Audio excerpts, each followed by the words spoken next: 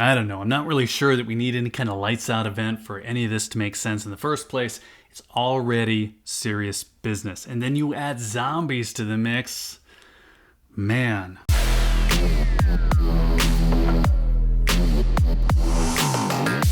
Okay, so I think we've covered the unlikelihood of a Mad Max scenario here before. The world, or maybe it's just your region, melting down into some kind of AMC apocalypse series. But look, I'll be the first to admit I have a little bit of an interest in the category. Those stories are fun fiction. I mean, financial responsibility is out the door, replaced by some kind of hyper male adventure world. It's more interesting than a 9-to-5 job, definitely more interesting than watching the news to see what the Fed's going to do with the interest rates. And besides, Jerome Powell, he's just not a very interesting bad guy. And then on top of it all, some of the gear that you might deem useful in that kind of world was just plain fun to own. So it is easy to get caught up in it just a little bit. I get it. Before we get back to it, if you're looking for precious metals, hit up SD Bullion. New customers even get gold and silver for spot. It's sdbullion.com/new. None of this is me trying to tell you what an SHTF event looks like, because that's the whole point. If we knew, we'd all know what to plan for. I want to get into some specifics though, and I don't think that we can do that if we just generalize here. So what I don't think we're looking at is something like The Walking Dead or Black Monday. That's my personal opinion. But the idea of planning for things going south is that you're trying to prepare for a wide range of potential issues because nobody knows. So you can be prepared for a SHTF situation without rotating sprouts in a bunker, but I'm not here to judge you if that's what you're doing. And you can plan for the side effects of a financial meltdown without being a crazy. Again, in my opinion, I personally doubt that hyperinflation would be a calm thing where things just cost more, but everything else stayed the same. That just doesn't seem likely, but that isn't the topic of this one. So let's get on to the details. If we were to zero in on the kind of situation where metals would actually be useful, we're most likely looking at a situation of rapid inflation. So we can ignore the zombie apocalypse for a minute and just look at a few real-world examples, starting with Venezuela. Now, that's a country that gets cited quite a bit. If we were to go back to 2013, they were seeing 41% year-over-year inflation. And that was really just the start of it, because if you fast forward to 2018, it was 65,000%. That's 10,000 times more than the reported numbers that most of us are looking at here at the moment. The bullet bar has basically become worthless over the course of 5 years. Unemployment hit 20%. It's about where it was in the US during the Great Depression. You want another example? I have two. If we were to look at Zimbabwe, they had 98% inflation per day. So prices were effectively doubling every 24 hours, and that was in 2008. The local currency was basically abandoned, and they're still having trouble today. That happened over 5 years, but in both of those cases, the curve was far more dramatic toward the end. It was not a slow burn.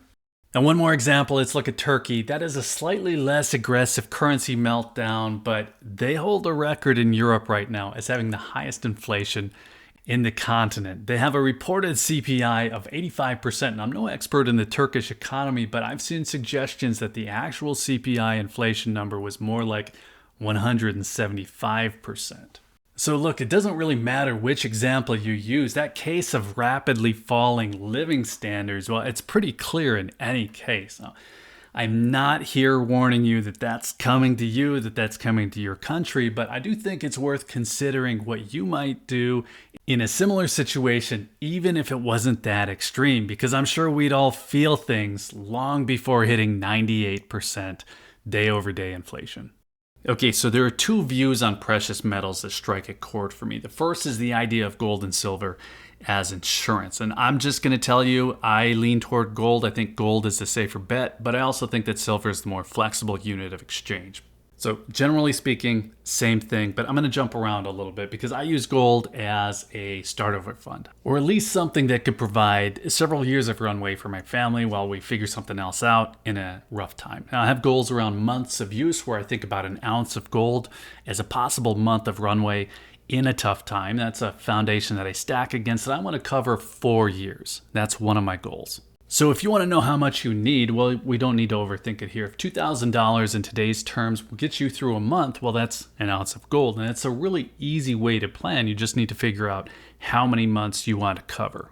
Okay, so I've given 3 examples of currencies that crashed over the course of about 5 years. And really, it would have felt a lot more rapid than that if you were there on the ground, I'm sure. But another situation might be a slow burn. And I think that that's probably a little bit more likely, where a country's economy softens over a generation and there are fewer opportunities for your kids as they get older. We're looking at the eventual death of the dollar. I've talked about that here as well. So is that an SHTF situation? I don't know. You make the call. Maybe we'll have AI zombies, but I really don't think we need any zombies at all for the planning to make sense. If the earlier case never comes up, if I don't need that 4 years of runway, well, great. The plan does not go to waste. Everything I've built up can be liquidated really at any point, or it can be handed down to my kids who run as the same insurance backup for them.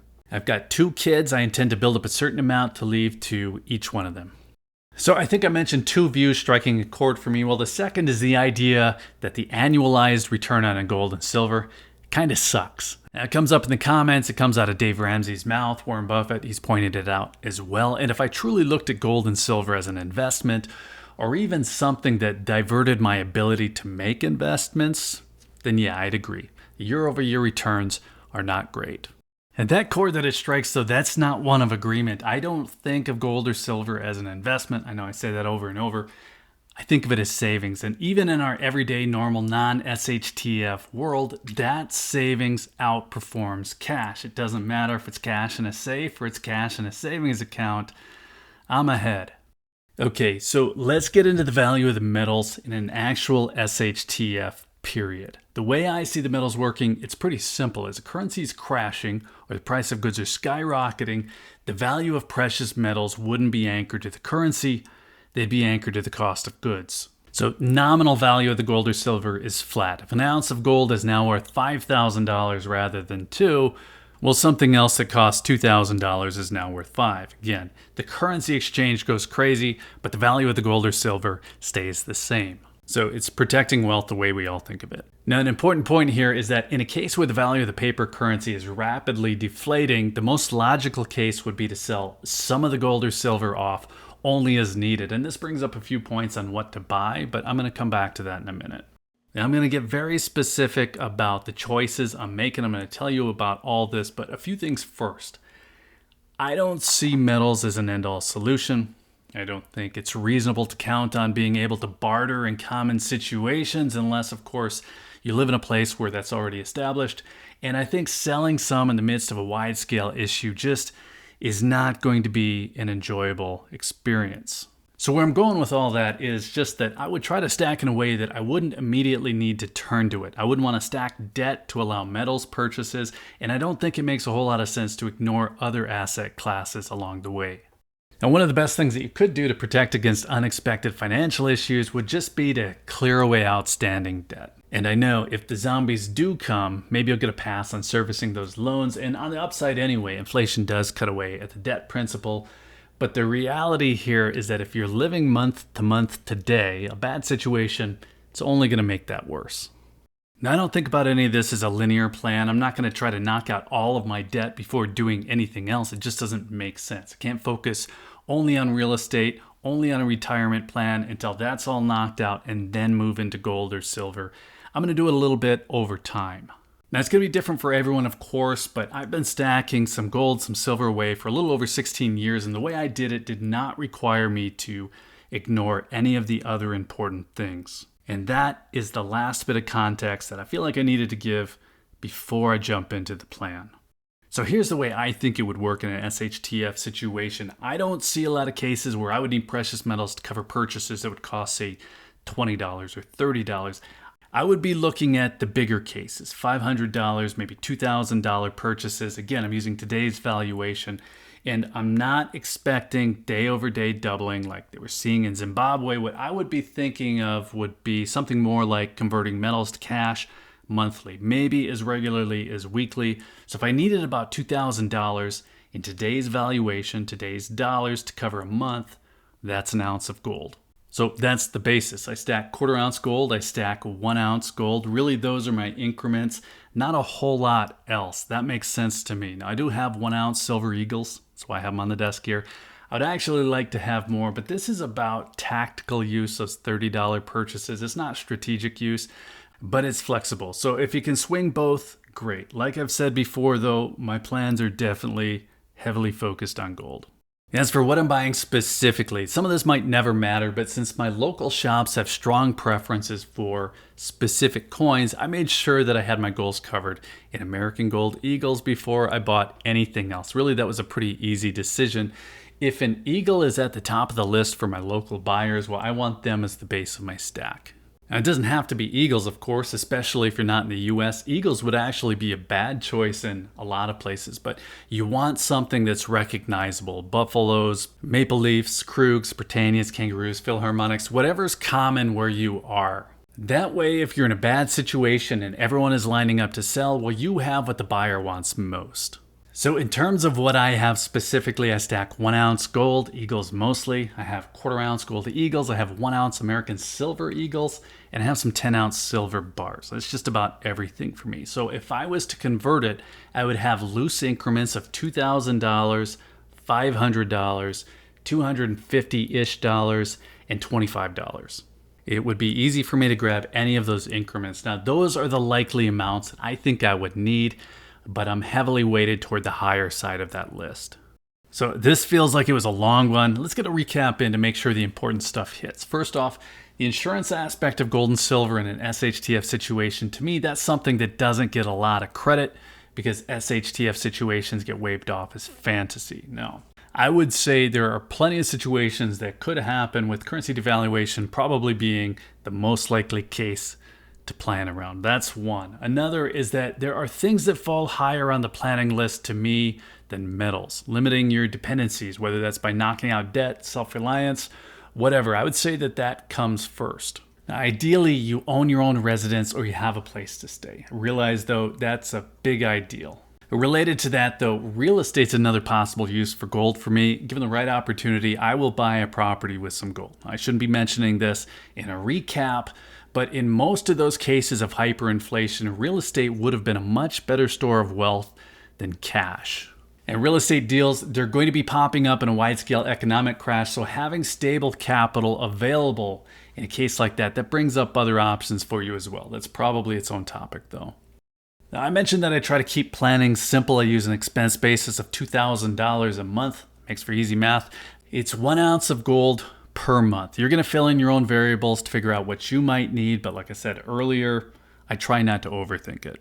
And then one of the final takeaways, I think that it's important to consider how you would convert your metals. You'll probably be selling frequently for quick cash. You don't want to be sitting on a bunch of cash if it's losing value, and you would want those sales to be as easy as possible. That means stacking popular options, and it means knowing what increments work best for you, whether that's 1 ounce gold coins, 10 ounce silver bars, 1/10 ounce gold coins, whatever it is. To me, that's a much better plan than just whatever happens to be on sale over the course of 10 years, 15 years.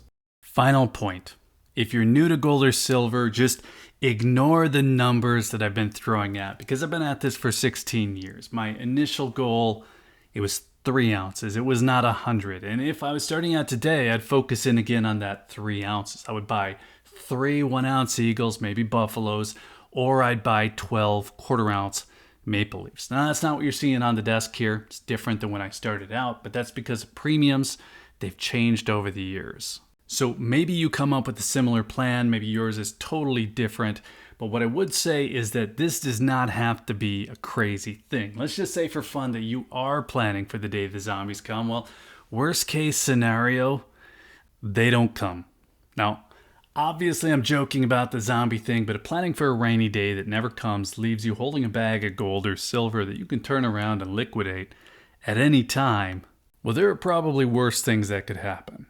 Let's call it good there. Let us know if you're planning for tough times. Some of us were just on the lookout for the good times. Hopefully, we've got a little bit of both in play. Now, if you do have a plan, let us know if you're stacking anything specific. I think that's an interesting topic. So let us know. And then while you're in the comments, be sure to hit that like button if you found any of this interesting. Be sure you're subscribed with notifications turned on if you'd like to see more on the topic. And if you're still here, thanks again for watching. I always appreciate your time. Take care.